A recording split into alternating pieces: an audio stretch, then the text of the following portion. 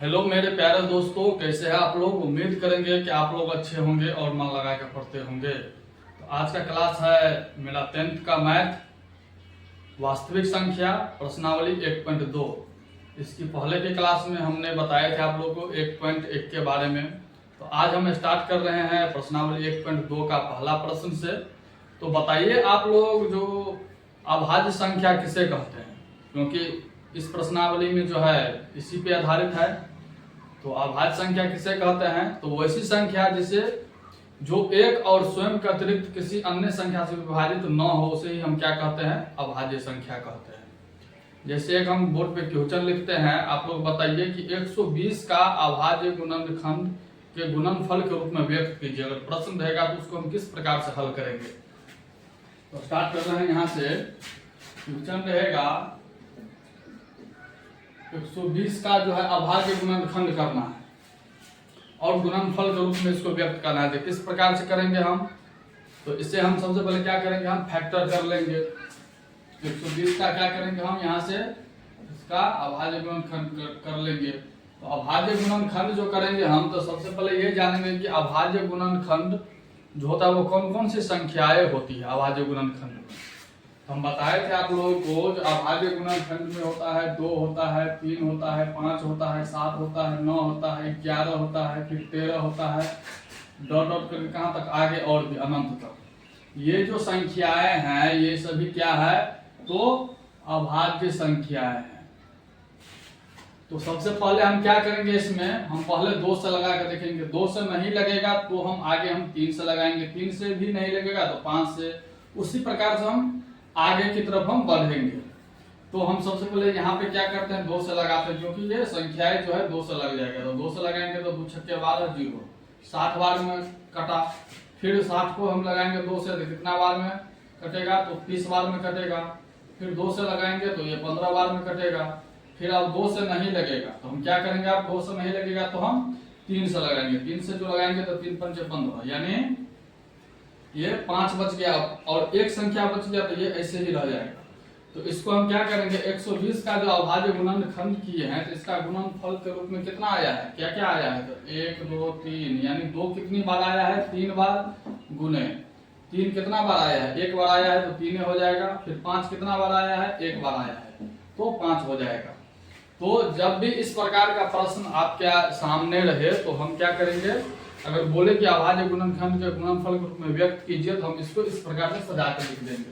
120 का जो है अभाज्य गुणनखंड करेंगे और 2 कितनी बार आया है, 3 बार, तो 2 का पावर 3 लिख देंगे। फिर 3 कितनी बार आया है, 1 बार, तो 3 का पावर 1, मतलब 3 ही होगा। और 5 का पावर 1, यानी 5 ही होगा। तो इतना ही इसका क्या हो जाएगा, आंसर हो जाएगा। इसी में आपको क्वेश्चन आ जाएगा, पूछ देगा कि बताइए कि 120 में अभाज्य गुणनखंड का गुणनफल के रूप में व्यक्त तो किए हैं, लेकिन 2 का घात कितना है। इसमें पूछ देगा जो 2 का घात कितना है इसमें। फिर प्रश्न पूछ देगा 3 का घात कितना है, फिर 5 का घात कितना है। बताइए आप लोग, इसमें अगर क्वेश्चन आपको दे दे जो बताइए कि आप जो गुणनफल निकाले हैं इसमें 2 का घात कितना है, 3 का कितना है और 5 का कितना है, तो हम किस प्रकार से आंसर देंगे। तो हम यहाँ पे देखेंगे कि 2 का घात, यानी ये पावर जो है कितनी बार है, 2 का 3 बार, तो इसका आंसर क्या हो जाएगा, 3 हो जाएगा। फिर 3 का घात, यानी इसका पावर कितना है, नहीं पूछा तो 1 है, तो 3 का घात कितना हो जाएगा, 1 हो जाएगा। उसी प्रकार से 5 का घात अगर पूछता है तो 5 का घात नहीं पूछा तो क्या रहता है, 1 रहता है। तो यहाँ पे क्या हो जाएगा, 1 हो जाएगा। तीनों का जो आंसर होगा वह क्या हो जाएगा, 2 का घात 3 हो जाएगा, 3 का घात 1 हो जाएगा और 5 का घात जो है 1 होगा। यही इसका क्या हो जाएगा, 3 का आंसर हो जाएगा। फिर इसी में आपको प्रश्न पूछ दिया जाएगा, जो क्वेश्चन अगर पूछ देगा इसमें 120 के अभाज्य गुणनखंडों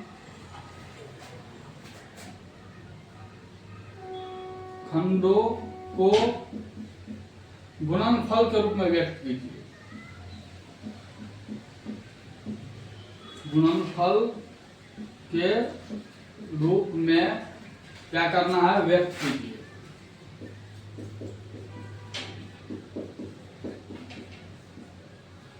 क्वेश्चन आपसे पूछ देगा कि 120 के अभाज्य गुणनखंडों को गुणनफल के रूप में व्यक्त कीजिए, तो हम किस प्रकार से इसका आंसर देंगे। तो हम देखेंगे कि जो हम फैक्टर किए हैं 2 गुने 2 गुने 2 3 गुने 5, ये कितना है, 2 का पावर कितना है 3 है, तो यहाँ पे 2 का पावर 3 हो जाएगा। फिर 3 का पावर नहीं पूछा तो 1 हो जाएगा, फिर 5 का पावर पूछना है तो 1 हो जाएगा। तो यही इसका क्या हो जाएगा, आंसर हो जाएगा। उसके बाद और प्रश्न इसमें पूछ दिया जाएगा आपसे कि 120 में अभाज्य गुणनखंडों की संख्याएं कितनी है। क्वेश्चन इसी में और पूछ दिया जाएगा आपसे कि 120 में अभाज्य गुणनखंडों की संख्याएं कितनी है।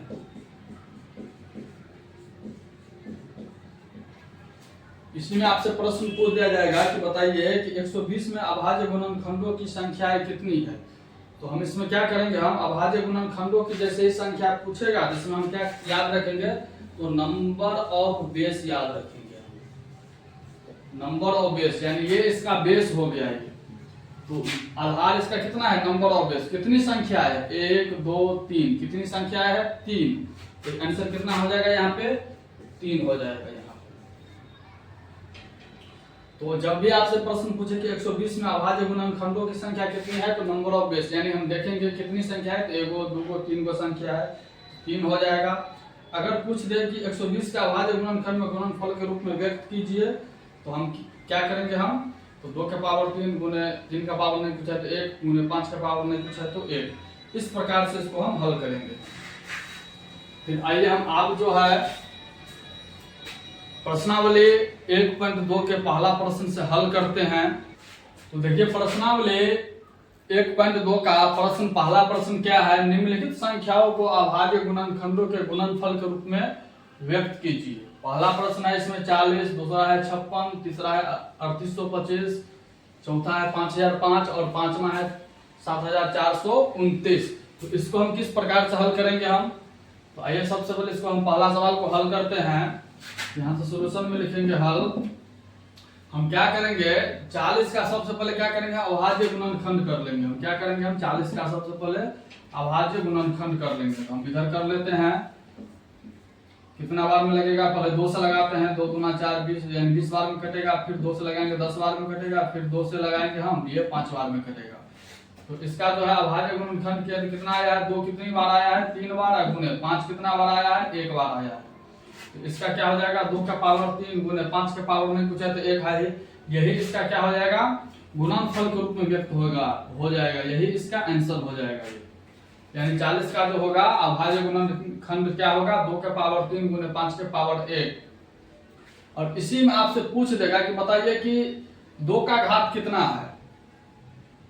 140 का अभाज्य गुणनखंड में 2 का घात, आंसर तो इतना ही होगा। अगर पूछ दे हम बता देते हैं कि 2 का घात इसमें कितना होगा, तो क्या आंसर हो जाएगा, तो 2 का घात कितना है, 3 है, तो 3 हो जाएगा। फिर 5 का घात अगर पूछ दे तो कितना होगा, तो 5 का घात नहीं पूछा तो 1 है, तो 1 हो जाएगा।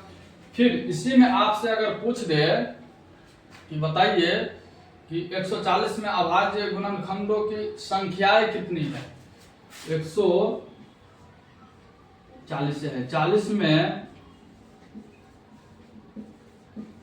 अभाज्य गुणनखंडों की संख्या कितनी है, तो क्या होगा आंसर। तो हम देखते हैं कि 40 में अभाज्य गुणनखंडों की संख्या कितनी है, नंबर ऑफ बेस यानी आधार इसका कितना है, 2 है, 2 और 5 ही है, उसके अलावा तो नहीं है। तो 2 और 5 है तो कितनी हो गया, 2 हो गया, तो इसलिए इसका आंसर क्या हो जाएगा, 2 हो जाएगा। ये हम अपने तरफ से इतना बता दिए हैं। फिलहाल इसका आंसर जो है यही होगा।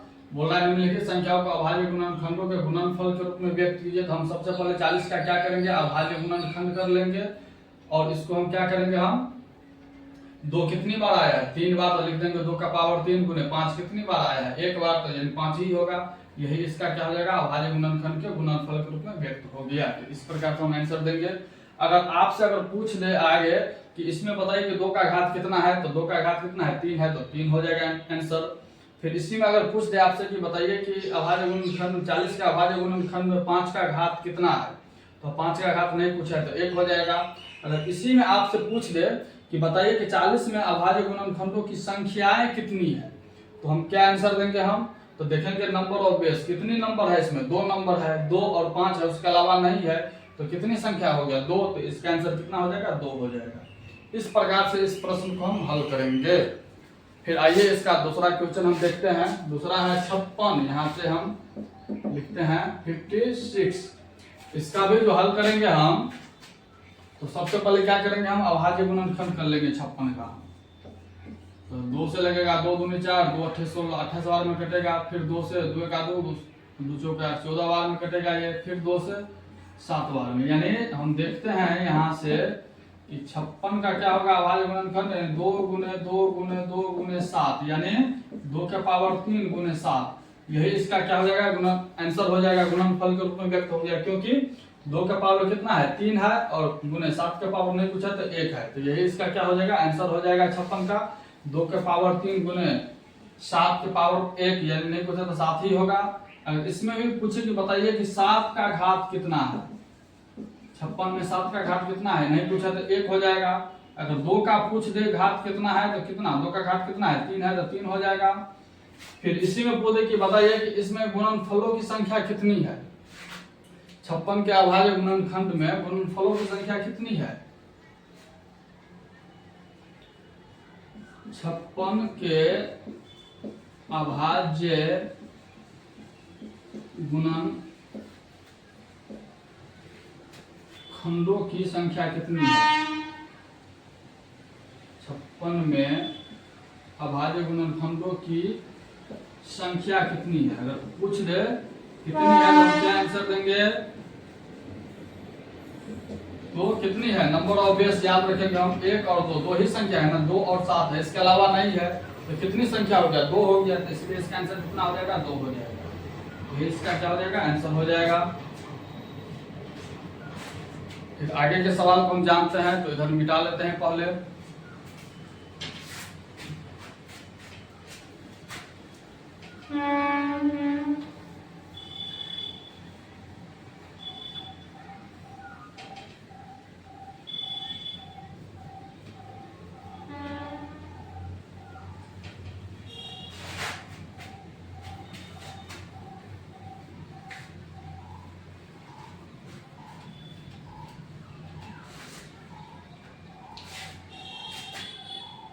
फिर इसका तीसरा प्रश्न क्या है, 3825 है, और 3825 का हम अब अभाज्य गुणनखंड करेंगे इसका। हम तो क्या करेंगे, सबसे पहले फैक्टर कर लेंगे इसको 3825 का। 3825 बराबर लिख लेंगे हम, इधर 3825 का फैक्टर कर लेते हैं। कितना से लगेगा, 2 से लगेगा, 2 से नहीं लगेगा, 3 से, 3 का 3, 3 दूनी 6, 3 से लग जाएगा, 3 का 3, फिर 3 दूनी 6, बच जाएगा 2, 2 22 होगा, 3 7 3 5 15, फिर 3 से लगेगा, फिर लग जाएगा 3 से, लगाते हैं 3 चौके 12, फिर 3 दूनी 6, 3 5 15। अब जो है 3 से नहीं लगेगा, अब 5 से लगाएंगे, 5 8 40, अब 5 25, फिर 5 से लगाएंगे, 5 का 5, अब 5 7 35, अब नहीं लगेगा, यानी इसका हो जाएगा 3 गुने 3 गुने 5 गुने 5 गुने 17, यानी 3 का पावर कितना है 2 है, गुने 5 का पावर कितना है 2 है, गुने 17। यही इसका गुणनफल के रूप में क्या हो गया, व्यक्त हो गया, और यही जो है क्या हो जाएगा, इसका आंसर हो जाएगा।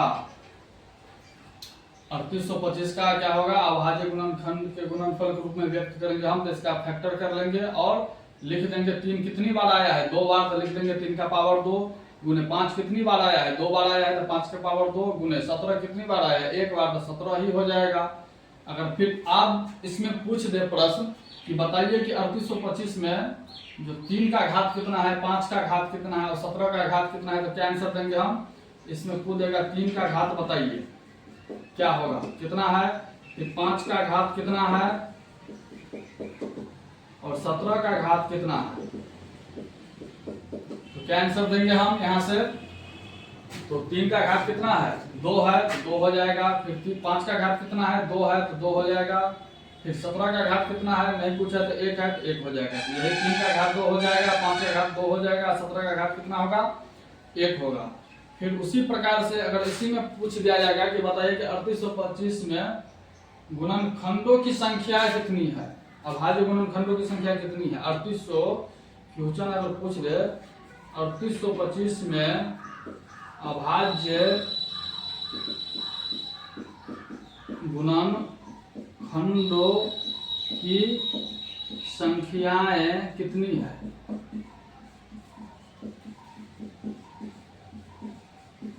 तो क्या आंसर देंगे हम याद रखेंगे नंबर ऑफ बेस, यानी इसका आधार जो है बेस कितना है, तो ये जो बेस है कितना है 1 2 3 कितना है 3 है, तो इसका आंसर कितना हो जाएगा 3 हो जाएगा। यानी 3825 में अभाज्य खंडों की जो संख्याएं होगा वो कितना होगा 3 होगा। तो इस प्रकार से हम इस सवाल को हल करेंगे। आप लोगों को कंसेप्ट समझ में आ रहा है तो अच्छी बात है।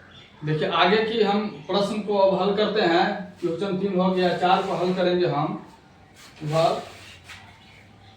इधर थोड़ा मिटा लेते हैं।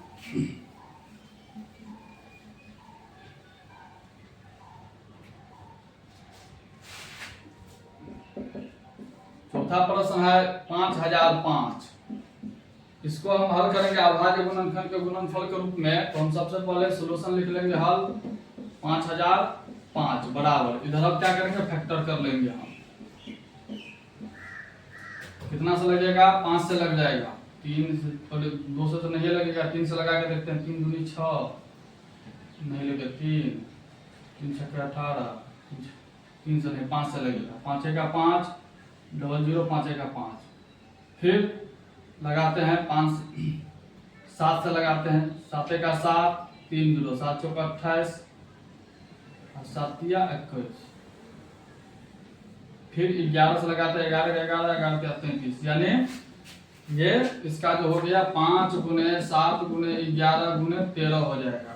और इसमें देख रहे हैं कि इसका सबका जो है पावर क्या है एक ही एक है, तो यानी क्या हो जाएगा यही इसका क्या हो जाएगा आंसर हो जाएगा। गुणनफल के रूप में व्यक्त हो गया। अगर इसी में पूछ दे कि बताइए जो 11 का घात कितना होगा, 11 का घात कितना होगा, इसमें 13 का घात कितना होगा, तो क्या हम आंसर देंगे हम। तो 11 का घात नहीं पूछा तो कितना होगा 1 होगा, 1 हो जाएगा आंसर।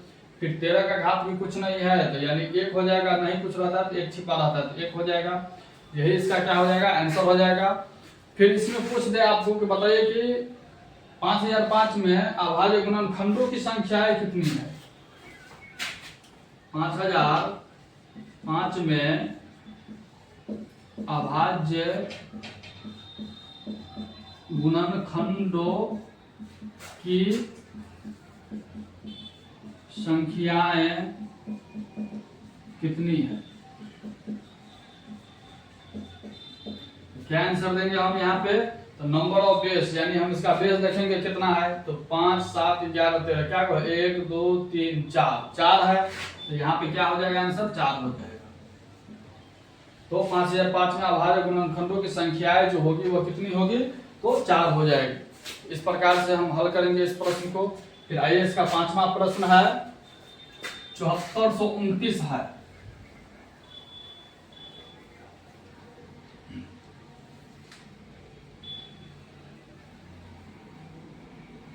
तो 5वां प्रश्न है 7429। इसको भी हल करते हैं। तो सबसे पहले 7429 को हम क्या करेंगे, हम फैक्टर कर लेंगे। हम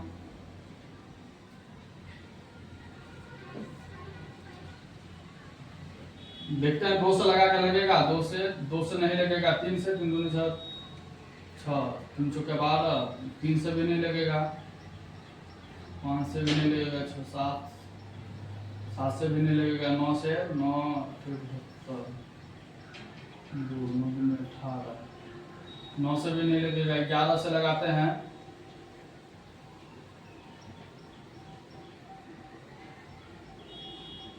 11 से 13 से भी नहीं लगेगा, फिर 17 से लगाते हैं, 17 चौके 68 68 और 2 कितना हो गया 70 6 17 से हम देखते हैं लगा के 1729 है, 17 चौके 68, तो काट गया 6, ये कट जाएगा उतरेगा 2, 17 दिया 51, 2 से गया 1, 17 7 119, यानी 437 बार में लगेगा। तो ये क्या होगा, 17 7 119 कट जाएगा ये। फिर हम यहाँ से देखते हैं 437 बार में आप कितना से लगेगा, 19 बार में लगाते हैं। 19 दूना 38, 19 तिया 57, यानी देख रहे हैं कि 7429 को लगाएंगे तो 17 गुने 19 गुने 23 आया है। यही इसका क्या हो जाएगा, गुणनफल के रूप में व्यक्त हो गया, यानी 17 19 और 23। इसमें पूछ दे कि 19 का घात कितना है, हम क्या आंसर देंगे, हम 19 का घात नहीं पूछा तो 1 हो जाएगा। फिर इसी में पूछे कि इतना में बताइए कि 7429 में अभाज्य गुणनखंडों की संख्या कितनी है, अभाज्य गुणनखंडों की संख्या कितनी है।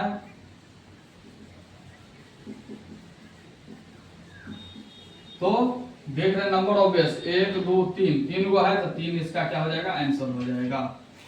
तो आप लोगों को बता दिए। फिर आगे के सवाल को हम अब हल करते हैं। हाँ, तो एक्सरसाइज 1.2 का पहला प्रश्न को पूरा हल कर दिए हम। अब दूसरे क्वेश्चन हम हल करेंगे। तो सबसे पहले हम कॉन्सेप्ट को जान लेते हैं थोड़ा, उसके बाद हम दूसरा क्वेश्चन हल करते हैं। तो आइए क्या है कॉन्सेप्ट, यहाँ पे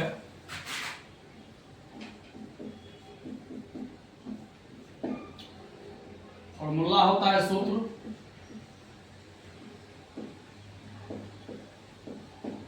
क्या होता है, पहला में हम याद रखेंगे कि पहली संख्या गुने दूसरी संख्या बराबर क्या होता है, तो होता है LCM गुने HCF। यानी कहने का अर्थ ये हुआ कि यानी लॉस लघुत्तम समावर्तक गुने मौस महत्तम समावर्तक। तो सूत्र क्या होता है, पहली संख्या गुने दूसरी संख्या बराबर लॉस गुने मौस, यानी लघुत्तम समावर्तक गुने महत्तम समावर्तक। ये सूत्र होता है, इसको याद रखना है। फिर दूसरा सूत्र में हम याद रखेंगे, अगर हम पहली संख्या बराबर अगर हम याद रखेंगे, पूछ देगा प्रश्न की पहली संख्या बराबर बताइए क्या होगा, तो क्या हो जाएगा ये, तो इधर हो जाएगा लॉस गुने मौस, बट्टा में क्या हो जाएगा, तो ये दूसरी संख्या हो जाएगा, दूसरी संख्या हो जाएगा। ये सूत्र याद रखेंगे हम दूसरा में। फिर तीसरा स्टेप में हम क्या याद रखेंगे हम, तो तीसरा में अगर दूसरी संख्या बराबर पूछ दे कि क्या होगा, दूसरी संख्या बराबर बताइए कि क्या होगा, तो हम क्या लिखेंगे, लिखेंगे लॉस गुने मौस, बट्टा में क्या हो जाएगा, पहली संख्या। तो ये सूत्र एक हो गया, इसको भी याद रखेंगे। फिर अगला सूत्र हम क्या याद रखेंगे, अगर पूछ दे आपसे बताइए कि लॉस बराबर क्या होगा, लॉस बराबर क्या होगा, तो लॉस बराबर क्या होगा, तो होगा पहली संख्या गुने दूसरी संख्या, बट्टा में क्या हो जाएगा, तो मौस हो जाएगा। ये एक सूत्र बनता है, इसको भी याद रखेंगे। फिर एक प्रश्न और बनता है, अगर पूछ दे आपसे कि बताइए कि जो मौस बराबर क्या होगा, सूत्र हो जाएगा पहली संख्या गुने दूसरी संख्या, बट्टा में हो जाएगा लॉस। तो ये सूत्र बना।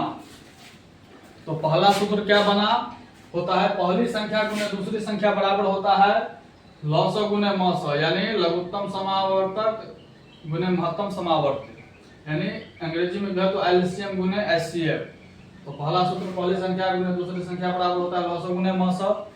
फिर दूसरा सूत्र क्या होता है, अगर पहली संख्या अगर पूछ दे आपसे तो क्या होगा, तो लॉस गुने मौस, बट्टा में क्या हो जाएगा, दूसरी संख्या हो जाएगा। अगर दूसरी संख्या बराबर अगर पूछ दे तो होता है लॉस गुने मौस बट्टे पहली संख्या। फिर अगर लॉस बराबर पूछ दे कि क्या होगा सूत्र, तो लॉसा बराबर होगा पहली संख्या गुने दूसरी संख्या बट्टे में मौसा। अगर मौसा बराबर पूछ दे तो होगा पहली संख्या गुने दूसरी संख्या बट्टे लॉसा। तो इस सूत्र को आप लोग याद रखिएगा। फिर आइए हम इसके आगे का प्रश्न को अब हल करते हैं। हाँ, तो दूसरा प्रश्न क्या है, देखिए क्वेश्चन दूसरा का एक्सरसाइज 1.2 का एक्सरसाइज 1.2 का दूसरा क्वेश्चन क्या है, कह रहा है कि पूर्णांकों के निम्नलिखित युग्मों के एचसीएफ और एलसीएम ज्ञात कीजिए तथा इसकी जांच कीजिए कि दो संख्याओं का गुणनफल जो होता है वह एचसीएफ गुना एलसीएम होता है। हमें दो संख्या दे दिया है 26 और 91। इसमें तीन प्रश्न दिया है, पहला में 26 और 91, दूसरा क्वेश्चन है 510 और 92 और तीसरा क्वेश्चन है 336 और 54। तो हमें तीनों संख्याओं को क्या करना पड़ेगा, ज्ञात करना पड़ेगा और बराबर करना पड़ेगा, क्या जांच करके क्या एचसीएफ गुना एलसीएम है या नहीं। तो किस प्रकार से इस प्रश्न को हल करेंगे आइए जानते हैं। इससे पहला प्रश्न है, यहाँ से हल करते हैं 26 और 91। तो सबसे पहले क्या करेंगे हम, इसमें 26 और 91 का क्या करेंगे हम, अभाज्य गुणनखंड कर लेंगे हम। इसके बाद अभाज्य गुणनखंड करने के बाद हम क्या करेंगे, एलसीएम ज्ञात करेंगे, फिर उसके बाद हम एचसीएफ ज्ञात करेंगे और फिर उसके बाद क्या करेंगे, हम जांच करेंगे। तो आइए हम जानते हैं इसे कैसे बनाएंगे।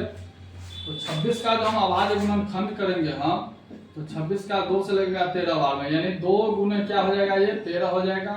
और 91 का जो हम अभाज्य गुणनखंड करेंगे तो 2 से नहीं लगेगा, यानी 7 से, 7 का 7 2 7 यानी 7 गुने क्या हो जाएगा, ये 13 हो जाएगा।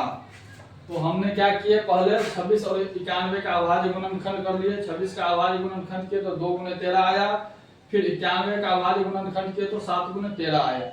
अब क्या करेंगे, हम इन दोनों संख्याओं को सबसे पहले हम एलसीएम ज्ञात करेंगे। तो लिखेंगे इसीलिए एलसीएम बराबर क्या होता है, तो एलसीएम में कॉमन नहीं लिया जाता है, एलसीएम में दोनों यानी जिसकी घात बड़ी होती है उसे लिखते हैं और जो नहीं होता उसे भी लिखते हैं। इसमें देखते हैं कि इसका अभाज्य गुणनखंड दोनों में क्या क्या आया है, तो इसमें आया है 2 7 और 13, यही आया है तीनों, इसके अलावा तो नहीं है।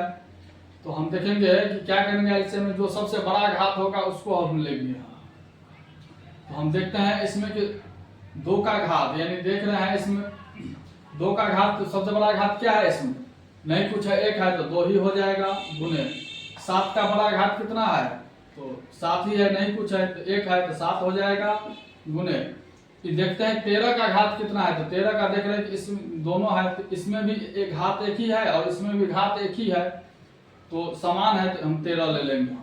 फिर क्या करेंगे, हम तो गुना कर देंगे, 7 गुना 14 और 14 13 को गुना करेंगे तो 14 तिया 42 और 14 का 14 14 4 18 182, यानी इसका जो एलसीएम आया है वो कितना आया है, 182 आया है। फिर हम क्या करेंगे, एचसीएफ ज्ञात करेंगे हम। तो जब हम दो संख्याएं ज्ञात करेंगे हम इसके बीच में क्या लिखेंगे, हम यहाँ पे तथा लिखेंगे, हम क्या लिखेंगे, हम तथा एचसीएफ। तो एचसीएफ बराबर जो हम लिखेंगे, तो एचसीएफ में हम क्या करते हैं, तो एचसीएफ में हम जो कॉमन होता है, कॉमन में जो सबसे छोटा होता है उसको जो है हम लिखते हैं। तो देख रहे हैं कि 2 7 नहीं है, इसमें कॉमन नहीं मिल रहा है, यहाँ पे 2 है यहाँ पे 7 है, इसमें कॉमन क्या मिल रहा है, तो 13 मिल रहा है दोनों में। और जब 13 मिल रहा है तो सबसे छोटा घात किसका है, इसका भी घात एक ही है, इसका भी घात एक ही है, तो 13 ही हो जाएगा ये। तो ये क्या हो जाएगा, इसका जो एचसीएफ होगा वो 13 हो जाएगा और एलसीएम जो होगा वो 182 हो जाएगा। अब आइए हम इसे जांचते हैं, कैसे जांचेंगे इसे, हम यहाँ पे लिख देंगे जांच। तो जांच करेंगे तो क्या होता है, तो होता है पहली संख्या गुने दूसरी संख्या बराबर एचसीएफ गुने एलसीएम। तो पहली संख्या इसमें कितना है, तो पहली संख्या 26 है तो 26 लिख देंगे हम, गुने दूसरी संख्या कितना है 91 है तो 91 लिख देंगे हम, बराबर एचसीएफ कितना प्राप्त हुआ है 13, तो 13 गुने एलसीएम कितना प्राप्त हुआ है 182, तो 182 हम लिख देंगे। अब क्या करते हैं, तो 26 और 91 का हम क्या करते हैं, गुना करते हैं। 26 और 91 को गुना कर लेते हैं, 6 ये 2 ये हो जाएगा 6 का 54 हासिल 5 और 18 5 23, 6 4 2 6 23, यानी कितना आया है 2366 आया है। इस तरफ बराबर, फिर इसको भी गुना करते हैं 182 और 13 को गुना करते हैं कितना आता है 3 दूना 6, फिर अतिरिक्त 24, हासिल 2 3 2 5, फिर ये 2 ये 8 ये 1 हो जाएगा 6 4 2 6 8 5 13 1 1 2 यानी 2366। हम देख रहे हैं कि दोनों तरफ क्या आया है, यानी LHS बराबर क्या आया है, RHS आ गया है, यानी दोनों तरफ बराबर आ गया है। तो हम यहाँ पे लिखेंगे, हम यहाँ पे आंसर में लिख देंगे, यहाँ दोनों संख्याओं का गुणनफल बराबर HCF गुने LCM है, यही इसका क्या हो जाएगा, आंसर हो जाएगा। तो इस प्रकार से इस प्रश्न को हल करते हैं। आइए एक बार और बता देते हैं कैसे हल किए। तो सबसे पहले क्या करेंगे, हम दो संख्या दिया रहेगा तो 26 और 91, इसमें हम क्या करेंगे 26 का अभाज्य गुणनखंड कर लेंगे। तो 26 का अभाज्य गुणनखंड किए तो 2 और 13 आया है, तो 2 गुने 13 लिख दिए। फिर 91 का अभाज्य गुणनखंड किया तो कितना आया है, 7 गुने 13 आया है, तो हम लिख दिए 7 गुने 13। फिर अब हमें क्या करना है, एलसीएम ज्ञात करना है। तो सबसे पहले लिखेंगे इसीलिए एलसीएम बराबर, एलसीएम में क्या होता है कि एलसीएम में सब लिखा जाता है, जो कॉमन रहता है वो भी, जो नहीं रहता है वो भी। इसमें इसका अभाज्य गुणन क्या क्या है, 26 और 91 का, तो 2 7 और 13 है। तो जब 2 7 13 है तो इसमें हम क्या करते हैं, सबसे बड़ा घात वाला लेते हैं दोनों में। तो हम देख रहे हैं कि 2 का बड़ा घात कुछ नहीं है, 1 है तो 2 ही हो जाएगा। फिर 7 का बड़ा घात कुछ नहीं है, 1 है तो 1 ही हो जाएगा, 7 ही हो जाएगा। फिर 13 का बड़ा घात इन दोनों में क्या है, इसका भी 1 है इसका भी 1 है, तो 13 ही हो जाएगा। फिर सबको गुना करने पे कितना प्राप्त हुआ है, 182, तो क्या हो जाएगा, एलसीएम 182 हो जाएगा।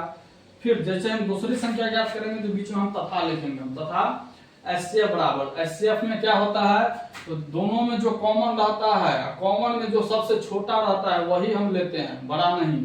तो इनमें देख रहे हैं कि इनमें कॉमन क्या है, दोनों में 13 कॉमन है, दोनों में 13 जब कॉमन है तो 13 में सबसे बड़ा कौन है, तो दोनों में तो सामान्य है, इसका भी पावर 1 है इसका भी पावर 1 है, इसलिए 13 ही हो जाएगा, 13 का पावर 1 यानी 13 ही हो जाएगा। तो एचसीएफ कितना हो गया 13 और एलसीएम कितना हो गया 182।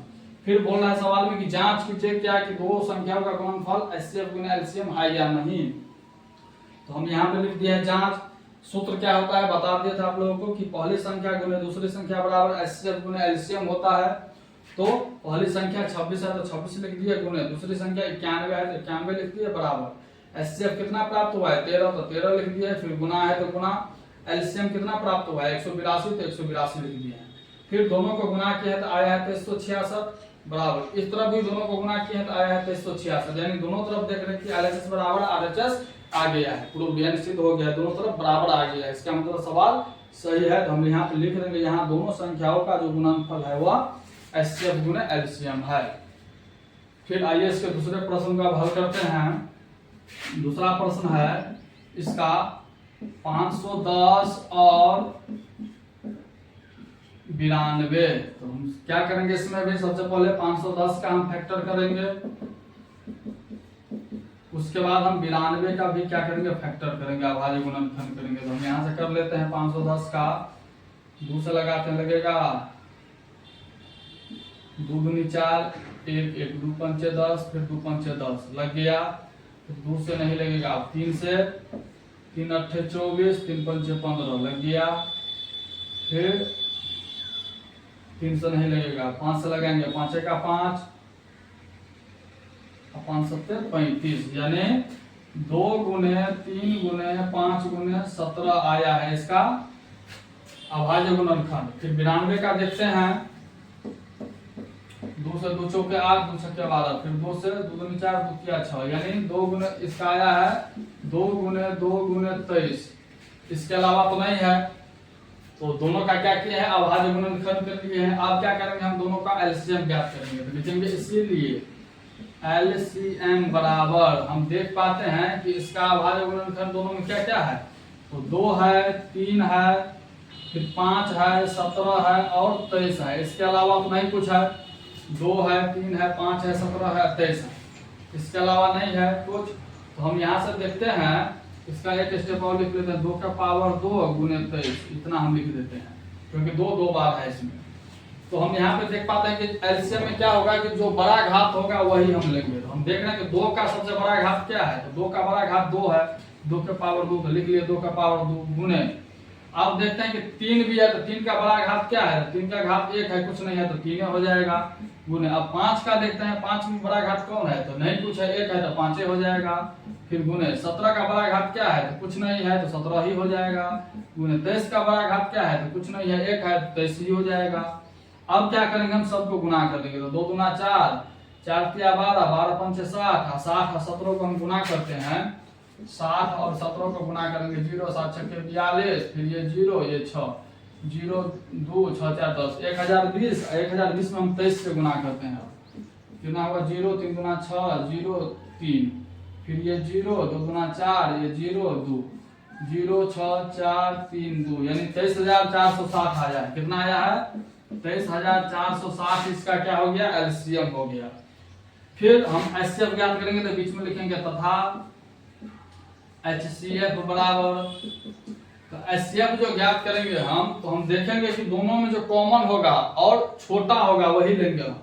तो हम देख रहे हैं कि इसमें कॉमन क्या है, इसमें 2 ही कॉमन है, उसके अलावा तो नहीं कुछ है। इसमें भी 2 है, इसमें भी 2 है, तो इसमें 2 का पावर 2 है, इसमें 2 का पावर 1 है, तो 2 कॉमन है, तो कॉमन में छोटा वाला लेंगे।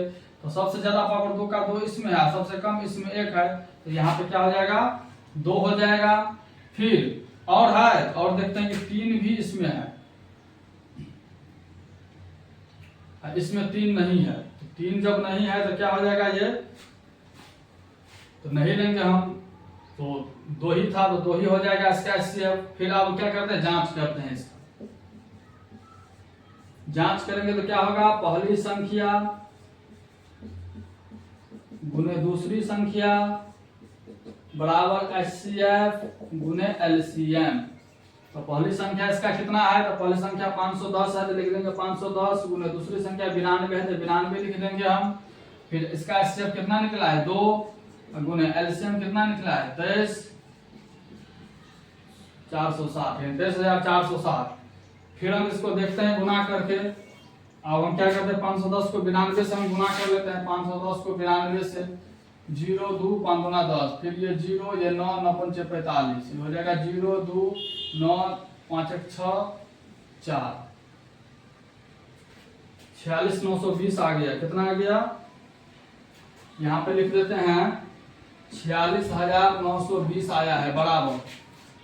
इन दोनों को गुना किया तो 46,920 आया है। फिर इसको गुना करते हैं दोनों को, एचसीएफ एलसीएम को कितना आता है, तो गुना करेंगे तो 0 इधर हो जाएगा, फिर 6 गुना 12 हो जाएगा, फिर 4 गुना 8 1 9 हो जाएगा, फिर 3 गुना 6 हो जाएगा और 2 गुना 4 हो जाएगा। यानी देख रहे हैं यहाँ पे 46,920 इधर भी आया है और 46,920 इस तरह भी आया है, यानी एचसीएफ बराबर यानी एलएचएस बराबर आरएचएस है। हम यहाँ पे लिख देंगे, यहाँ दोनों संख्याओं का गुणनफल बराबर एचसीएफ गुने एलसीएम है। यही क्या हो जाएगा, इसका आंसर हो जाएगा। तो इस प्रकार से इस प्रश्न को हल करेंगे। फिर एक प्रश्न इस प्रश्नावली में और रह गया है, इसको भी बताइए देते हैं, कंप्लीट हो जाएगा इधर।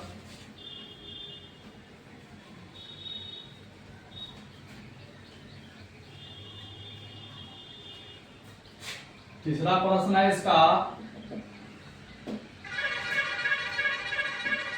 336 और 54। इसमें भी क्या करेंगे हम, सबसे पहले 336 का भी क्या करेंगे हम अभाज्य गुणनफल कर लेंगे और 54 का भी क्या करेंगे हम अभाज्य गुणनफल कर लेंगे। तो इसको 336 का जो हम करेंगे अभाज्य गुणनफल, तो हम 2 से लगाएंगे, 2 का 2 1 2 छक्के 12, फिर इसमें 1 बच गया, 2 8 16, फिर 2 से 2 8 16 2 चौके 8, फिर 2 चौके 8 2 3 6 2 से लगेगा, फिर 2 से लगाएंगे 2 3 4 2 का 2। अब जो है 2 से नहीं लगेगा, 3 से लगेगा, 3 सबके 28। यहाँ पे देख रहे हैं 2 गुने 2 गुने 2 4 12 3 1 4 गुने 3 गुने 7, यानी कहने का अर्थ ये हुआ ये 2 के पावर 4 गुने 3 गुने 7 आया है। फिर उसके बाद 54 का हम देखते हैं, इसका अभाज्य गुणनखंड करते हैं तो 2 दूनी 4 2 सत्ते 14, 3 से 3 में 27, फिर 3 से 3 तिया 9, यानी 2 गुने 3 गुने 3 गुने 3, यानी 2 गुने 3 के पावर 3 आया है। तो उसके अलावा नहीं कुछ है। तो हम यहाँ पे क्या करेंगे, अब हम इसका इसीलिए लिखेंगे एलसीएम। एलसीएम बराबर, एलसीएम में हम देखेंगे कि दोनों में अभाज्य गुणनखंड क्या क्या है, तो 2 है 3 है 7 है, इसमें 2 3 7, उसके अलावा तो नहीं कुछ है, यही है तीनों 2 3 7। तो जब 2 3 7 हो तो एलसीएम हम क्या देखते हैं, जो बड़ा घात वाला होता है उसे लिखते हैं दोनों में, और जो नहीं होता उसे भी लिखते हैं। 2 3 7 में देखेंगे सबसे बड़ा घात इसका क्या है, तो 2 3 7 में 2 का बड़ा घात कितना है, तो 4 है, तो लिख देंगे 2 का घात 4 गुने, फिर 3 का बड़ा घात क्या है, इसमें तो 3 का बड़ा घात 3 है, 3 इसमें भी है और इसमें भी है, तो 3 का बड़ा घात क्या है 3 है, तो 3 का घात 3 हो जाएगा गुने। 7 का बड़ा घात, तो 7 इसी में है, इसमें नहीं है, तो इसका घात 1 है, तो हो जाएगा 7। फिर गुना कर लेते हैं, 2 का पावर 4, 2 दूना 4 दूना 8 दूना 16 गुने 27 और गुने 7, टोटल कितना होगा 16 27, गुना कर लेते हैं 27 और 16 को 7 6 पे 42, हासिल 4 6 दूनी 12 4 16, फिर 7 ये 2 2 7 6 13 3 1 4 432, उसको 7 से गुना करते हैं, 7 दूना 14 7 21 22, हासिल 2 7 चौका 28 32, यानी 3024 जो आया है, इसका क्या आया है, एलसीएम आया है। फिर उसी प्रकार से हम इसका एचसीएफ ज्ञात करेंगे, तो लिख देंगे तथा एचसीएफ बराबर, एचसीएफ बराबर, एचसीएफ में हम देखते हैं कि जो दोनों में कॉमन होगा और जो सबसे छोटा होगा उसी को लिखेंगे हम। तो देखते हैं कि इसमें भी 2 है और इसमें भी 2 है, तो हम देख रहे हैं दोनों में 2 है, तो सबसे छोटा क्या है, इसमें 2 का पावर 4 है, इसमें 2 का पावर 1 है, तो सबसे छोटका वाला लेंगे हम, 2 का पावर 1 यानी 2 ही हो जाएगा गुने। फिर देखते हैं कि 3 भी दोनों में है, तो इसमें 3 का बड़ा घात 3 है, इसमें 3 का छोटा घात 1 है, तो छोटा घात वाला लेंगे हम, तो 3 हो जाएगा। उसके अलावा तो नहीं कुछ है, 7 नहीं है, इसमें 7 है लेकिन इसमें नहीं है, यानी 2 ही 3 है दोनों में कॉमन। अब कॉमन 2 3 है, तो इसमें छोटा कौन है, तो इसमें 2 का पावर 1 है, तो छोटका वाला ले लिए। फिर इसमें भी 3 कॉमन है, तो इसमें 3 का पावर 3 है बड़ा, इसमें 3 का पावर 1 है, तो छोटका घात वाला ले लिए 3। तो कितना होगा इसका एचसीएफ, 3 गुना 6, तो इसका एचसीएफ कितना हो गया 6। अब क्या करेंगे हम, यहाँ से जांच कर लेंगे हम, तो यहाँ से हम लिख देंगे जांच, यहाँ पे लिख देंगे हम जांच। जांच करेंगे तो क्या होगा, सूत्र होता है पहली संख्या गुने दूसरी संख्या बराबर लॉ गुने मौस, यही होता है। तो पहली संख्या इसका कितना है, तो पहली संख्या 336 है, तो लिख देंगे 336 गुने दूसरी संख्या 54 है, तो लिख देंगे 54 बराबर लॉ कितना निकला है लघुत्तम 3024, तो लिख देंगे 3024 गुने मौस एचसीएफ कितना निकला है 6, तो लिख देंगे 6। फिर दोनों को हम गुना कर लेते हैं, यानी 336 को हम 54 से गुना करते हैं, कितना होगा 6 चौक 24, हासिल 2 4 क्या 12 2 14, हासिल 1 4 12 13, फिर 6 5 30, हासिल 3 5 15 3 18, हासिल 1 5 15 1 16, 4 4 8 3 11 6 1 7 1 8 1, यानी 18100 कितना आया है 44 बराबर।